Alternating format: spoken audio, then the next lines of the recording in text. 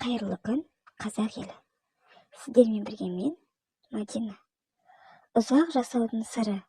Жапондықтар ұзақ өмір сүруде әлем бойынша бірінші орында.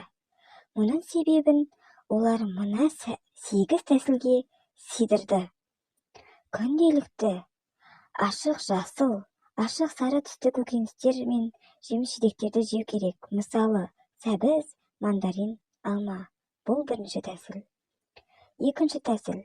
Зығыр майы мен күнбағыс майында адам өмірін ұзартатын аса бағалы қышқыл бар деп жазады ауырмаңыз газеті. Сондықтан күніне 1 қасық зығыр немесе күнбағыс майын ішіп отырыңыз. Үшінші тәсіл. Күнделікті ұйқыдан тұрғанда жаттығу жасап, демалыс күндері қала сыртына серуендеуге шығыңыз. Төртінші тәсіл.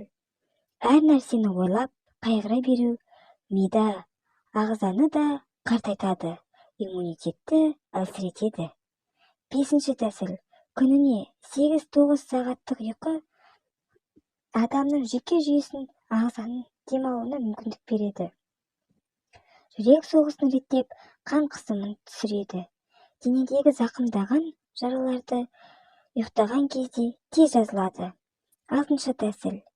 Бөлмеңіздің тазалығына, заттар мен жиһаздардың орналасуына ерекше мән беріп, жиі желдетіп тұрыңыз.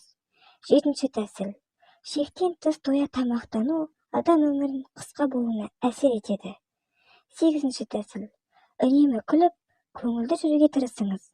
Адам күлгенде беттің бұлшықеттері қозғалысқа түсіп, диафрагма мен асқазан жұмысын жақсартады.